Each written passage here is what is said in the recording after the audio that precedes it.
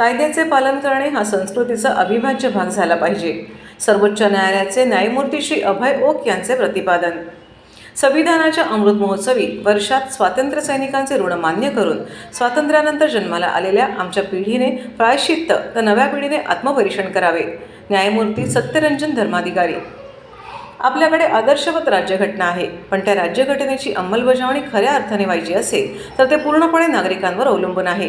घटनाकारांचा स्वातंत्र्य सैनिकांच्या त्यागाचा उद्देश सफल करायचा असेल तर प्रत्येकाने कायद्याचे पालन करणे हा आपल्या संस्कृतीचा अविभाज्य भाग झाला पाहिजे, असे प्रतिपादन सर्वोच्च न्यायालयाचे न्यायमूर्ती श्री अभय ओक यांनी ठाणे महानगरपालिकेच्या विचारमंथन व्याख्यानमालेत शनिवारी केले. गेल्या महिन्यात 26 नोव्हेंबर रोजी संविधान दिन साजरा करण्यात आला. तसेच पुढील महिन्यात 26 जानेवारी रोजी संविधानास 74 वर्षे पूर्ण होत आहेत.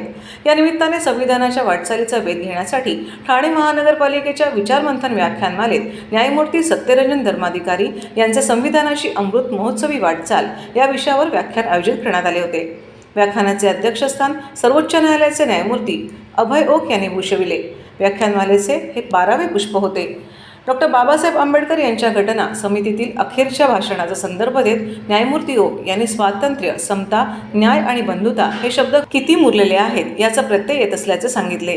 या भाषणात डॉक्टर बाबासाहेब आंबेडकर यांनी प्रत्येक आक्षेपाचा आदरपूर्वक उल्लेख करत त्याला उत्तर देत दिले आहे. त्यांच्या विचारात स्वातंत्र्य, बंधुता, समता, न्याय यांचे पालन केले असल्याचे त्यांच्या भाषणातून शिकायला मिळते. सध्याच्या काळात हे महत्त्वाचे आहे. महात्मा गांधी यांचे लिखाण वाचले तर त्यातही तेच पाहायला मिळते, असेही न्यायमूर्ती ओक म्हणाले. राज्यघटनेला 74 वर्षे पूर्ण होत आहेत. या राज्यघटनेचे पालन करण्यात आपण कुठे कमी पडलो याचा अभ्यास करावा. घटनेचे 21वे कलम महत्त्वाचे आहे. त्यात जगण्याचा अधिकार आहे. त्या जगण्याच्या अधिकारामधला महत्त्वाचा अधिकार निवाऱ्याचा हक्क आहे. शहरात निवाऱ्याचा हक्क आपण सामान्यांना दिला का? नागरिकांना विनाविलंब न्याय मिळतो का? असे प्रश्नही त्यांनी मांडले. व्याख्यानाच्या आरंभी महापालिका आयुक्त अभिजित बांगर यांनी दोन्ही वक्त्यांचे ग्रंथ, बुके, रेखाचित्र आणि शाल देऊन स्वागत केले. यावेळी अतिरिक्त आयुक्त 2 प्रशांत रोडे उपस्थित होते. व्याख्यानासाठी विधी महाविद्यालयाचे विद्यार्थी, ज्येष्ठ विधिज्ञ आदी मोठ्या संख्येने उपस्थित होते. राजेंद्र पाटणकर यांनी या व्याख्यानमालेचे सूत्रसंचालन केले. संविधानाला 75 वर्ष पूर्ण होतील, किंबहुना त्याचा मसुदा मान्य झाला त्याला 75 वर्ष पूर्ण झालीच आहेत. ती होतील किंवा ती फक्त तारखेने 26 नोव्हेंबर 2024ला, पण ती सुरुवात झालेली आहे. या 26 नोव्हेंबरपासून संविधानाचा अमृत महोत्सव सुरू होईल. हा विषय मी मुद्दाम सुचवला.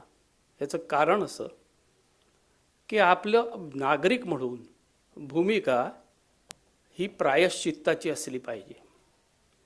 ज्यांना प्रायश्चित्त घेण्याची आवश्यकता नाही अशा तरुण पिढींनी थोडंसं आत्मपरीक्षण केलं पाहिजे. आमच्या पिढीने तर प्रायश्चित्तच घेतलं पाहिजे, कारण आम्ही स्वतःला भाग्यवान समजतो. साधारण 12.5 वर्षानंतर स्वातंत्र्य मिळाल्यावर माझा जन्म झाला. त्यामुळे सगळं काही आयतं मिळाल्यासारखं पुढचं आयुष्य होतं. मध्यंतरी त्याच्यात काही युद्ध झालीत, काही संघर्ष झाला, परंतु या संविधानामुळेच आपल्याला काही मिळालेलं आहे हे आजवर समजायला कठीण गेलं. मित्रांनो, पहिल्यांदा सुरुवात करा आणि संविधानाचं ऋण मान्य करा. ती सवय लावून घ्या. हे कायद्याचं पुस्तक नव्हे. कोणीही बसून कायद्याचं पुस्तक म्हणून जर याचा विचार करायला लागलात तर अतिशय दुःखद ती बाब आहे असं समजा.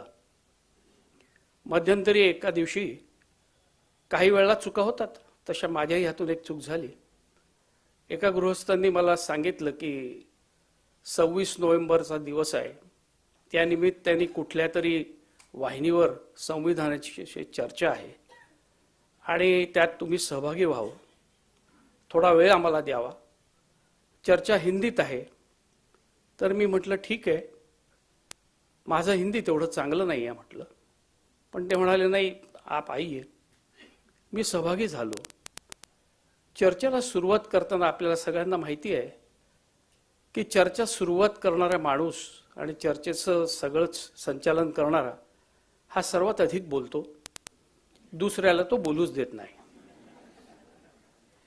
त्या गृहस्थांनी बोलताना असं म्हटलं की संविधानातला हा भाग या संविधानातून या देशाच्या संविधानातून आपण घेतलाय.